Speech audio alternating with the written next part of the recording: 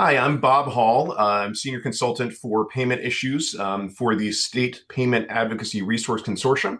And I'm joined today by Anthony DiFilippo, who is going to go ahead and introduce himself. We're going to talk about the new resources we have on utilization management, as well as utilization management strategy more generally. So, Anthony, folks, I'm sure would love to hear your background. Yeah, so I've been a physical therapist for 33 years, and I've been in leadership in some form or another within the association for 32 of those 33 years. And I've been past president of the Ohio chapter, and I was also on the APTA Board of Directors. One of my passions is advocacy and dealing with third-party payers and trying to get them to see kind of our direction and our wants and needs for our patients. So I've been on the Orthopedic Academy's subcommittee for 3 years now as chair. So I think we're making some headway and doing some good things on that committee. Wonderful. Well, it's really nice of you to meet us this early in the morning on a Wednesday, but we are excited to be able to share this with members. So let's just dive right in. First question, how should utilization management be redefined at a national policy level in our mind to reflect modern orthopedic PT practice? Yeah, great question. And our subcommittee feels that UM must shift from a denial-driven model to an outcomes-driven model. The policy needs to reward functional recovery and not visit suppression, which feels like is what's happening. So we need standards that reflect real-world MSK complexity and not arbitrary caps. Great, great. In terms of burdens and reforms, what UM policies create the greatest administrative burden, and what reforms are most urgent, do you think? So prior authorization is the number one barrier, period. And, I don't know any of us that got into the field of physical therapy to do documentation and pre-authorizations. And currently I'm spending at least a third of my time doing those types of things, which could be better used treating patients and helping society. So payers are using UM to control cost and not improve quality. And I'm still scratching my head a little bit on how denying visits actually improves quality. I don't really get that algorithm. Another thing I'm kind of scratching my head about in terms of prior authorization is most of the time they don't want my plan of care or my evaluation. And all of them have some type of different form that they use and submission details and methods, which makes it very confusing and very difficult to have any consistency or processes built up within the clinic to gain any efficiencies. And I think we need guardrails, federal guardrails that tie to clinical guidelines. And that's one of the things that APTA Orthopedics has many CPGs. And that's one of the things that the committee is currently working on to assist us to decrease administrative burden. Yeah, I think it's one of the things that ortho, really can add to the conversation in a way that perhaps other sections are not in the same position to do. Okay, great. Well, thanks for that. Defining overutilization, how should we shape the payer definitions of overutilization in your mind? So one of the things that we look at is most payer definitions ignore acuity and comorbidities. We do have a three-tiered evaluation code system within CPT, and that's another thing that they don't really want on a lot of these forms that we send in is what the acuity is or comorbidity. So if they don't take that into account, it makes it very difficult to actually give out a standardized or a fair number of visits ahead of time. So we must anchor utilization thresholds in evidence and not finance, which is why we're kind of looking at linking them to CPGs and researched average number of visits for certain ICD-10 codes. Excellent. Wonderful. Well, okay, in terms of subcommittee priorities, since you're the chair of the utilization management or overutilization subcommittee, what's on your policy agenda for the next year and a half? So we're working on a few things. One of the things that we're working on currently is limit prior authorization for low risk conditions.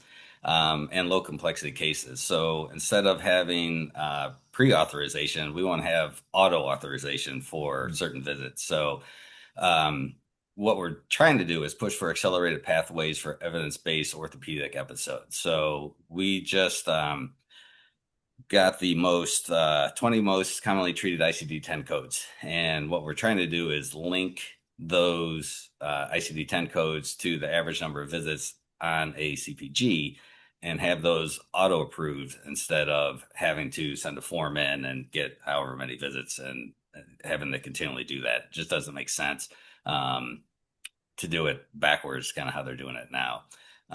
And we also want to demand transparency for decision algorithms.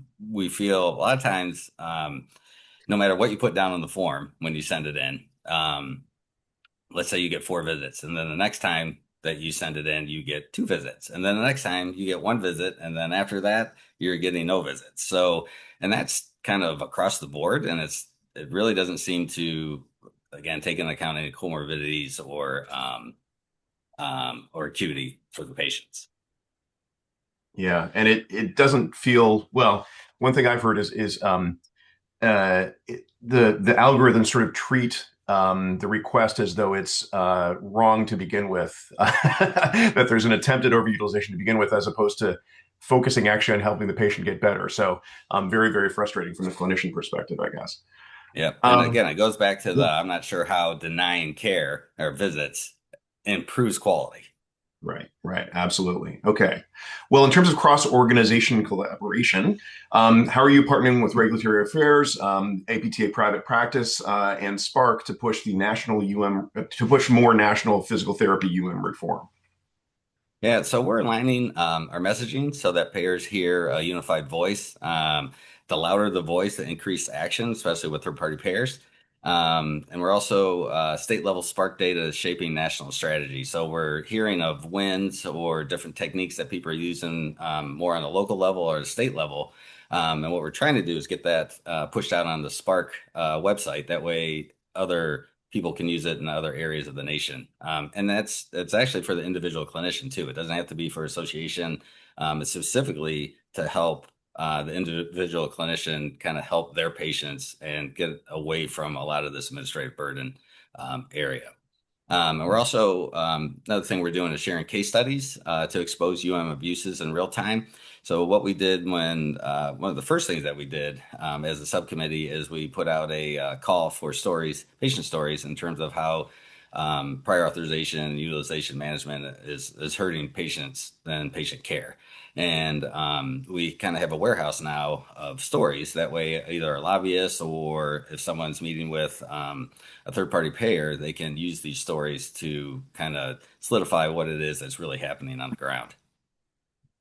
Really helpful. Okay. Well, in terms of digital tools, what should PTs look out for with digital risk scores and automated PA platforms?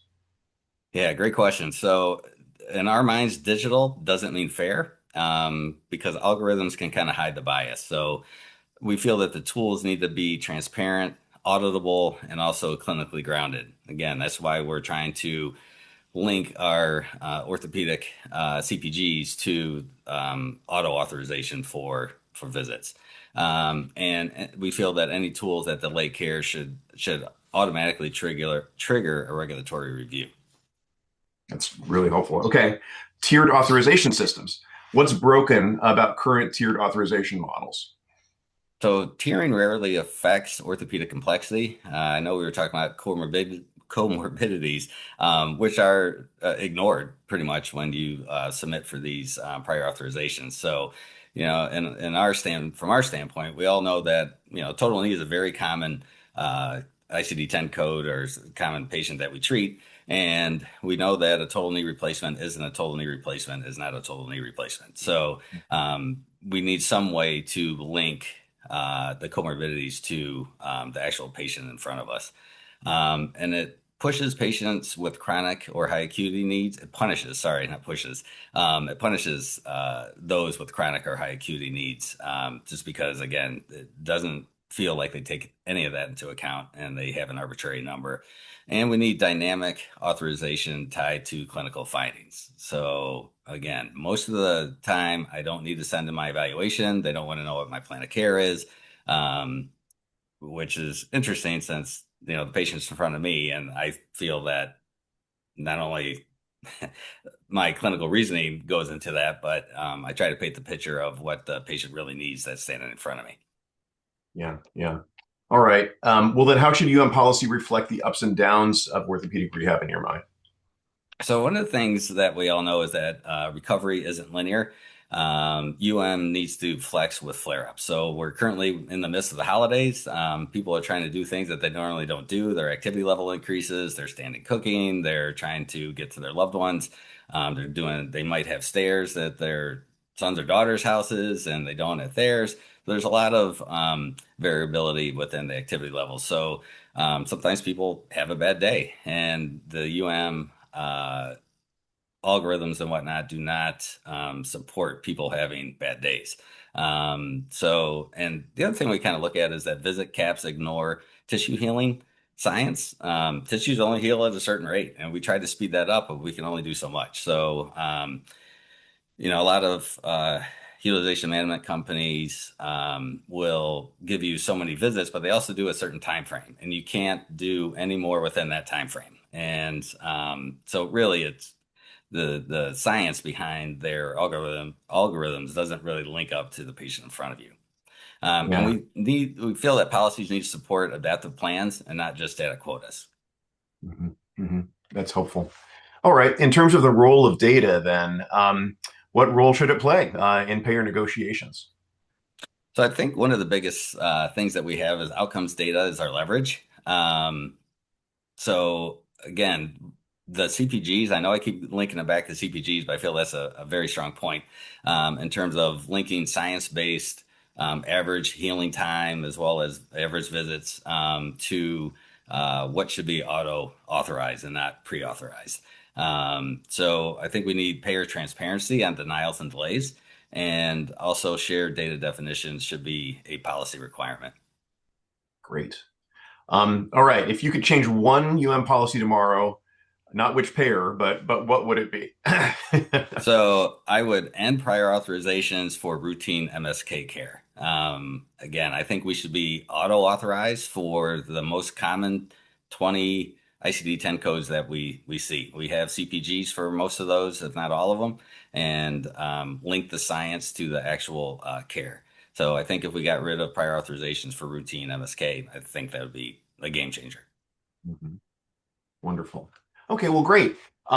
Really great to speak with you this morning. I really appreciate it. Hopefully, a lot of folks are going to see this. One thing I'd love to flag as we end this today is there is a new survey that APTA put out on administrative burden that was unveiled a couple weeks back at a conference. And I would just tell everyone to go to that APTA news article, which links then to the survey itself. What it shows, not surprisingly, is that it's gotten worse over the period. This is the third time they've done that survey, and it's deteriorating in terms of what burden is placed on PTs and patients in terms of utilization management. So we've got to fight back. So, Anthony, thank you so much for being with us this morning. And hopefully we'll get this out to a whole bunch of folks. Great. Thank you very much. Wonderful. See you soon.